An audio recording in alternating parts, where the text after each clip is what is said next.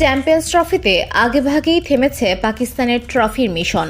মুখ থুবড়ে পড়া মোহাম্মদ রেজওয়ানদের নিয়ে সমালোচনার কমতি নেই। এর মাঝে পাকিস্তান ক্রিকেট বোর্ডের কাছে প্রশ্ন রেখেছেন ভারতের সাবেক ক্রিকেটার মোহাম্মদ কাইফ। টাকা কই? কাইফ সামনে এনেছেন আসর আয়োজনে অব্যবস্থাপনার দিকটি। এক্সে তিনি রাওয়ালপিন্ডি স্টেডিয়ামের একটি ছবি পোস্ট করে জানতে চান, ম্যাচ আয়োজনে পিসিবির এত গাফলতি কেন? আইসিসি যে টাকা দিয়েছে তা কি সব ঠিকঠাকভাবে ব্যবহার করা হয়েছে? মূলত দক্ষিণ আফ্রিকার বিপক্ষে অস্ট্রেলিয়ার মহারণ বৃষ্টির পেটে যাওয়ার পর থেকেই সমালোচনা। গুড়ি গুড়ি বৃষ্টি হচ্ছিল, তবুও মাঠ পুরোটা ঢাকা হয়নি। স্রেফ উইকেটের ওপর রাখা হয়েছিল কাভার। বিষয়টি নিয়ে প্রশ্ন কাইফের।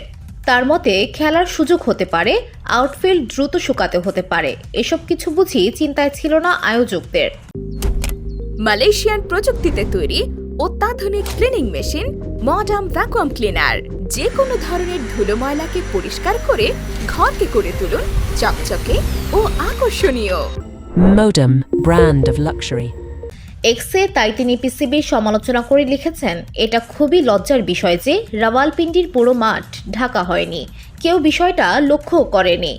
দক্ষিণ আফ্রিকা ও অস্ট্রেলিয়ার মধ্যে গুরুত্বপূর্ণ ম্যাচ ভেস্তে গেল এই অব্যবস্থাপনার জন্য। আইসিসি থেকে পাওয়া অর্থ আদৌ সঠিকভাবে ব্যবহার করেছে আয়োজকরা? তবে নির্বিঘ্নে চ্যাম্পিয়ন্স ট্রফি আয়োজন করে যাচ্ছে পাকিস্তান। 1996 সালের পর প্রথম আইসিসি টুর্নামেন্ট অনুষ্ঠিত হচ্ছে। নিচ্ছিদ্র নিরাপত্তাও থাকছে। পাকিস্তানের ফেডারেল তথ্যমন্ত্রী আতাউল্লাহ তারা বলেছেন, রেকর্ড করে বলতে চাই যে পাকিস্তান শান্তিপূর্ণভাবে এবং খুব দক্ষতার সাথে আইসিসি চ্যাম্পিয়ন্স ট্রফি আয়োজন করছে। আমাদের মাঠগুলো পূর্ণ। সারা বিশ্ব থেকে আমাদের ভক্তরা এসেছে, জনতা উচ্ছ্বসিত। আমাদের রাস্তাগুলো ক্রিকেট জয়ের আনন্দে উদযাপনকারী লোকে পরিপূর্ণ।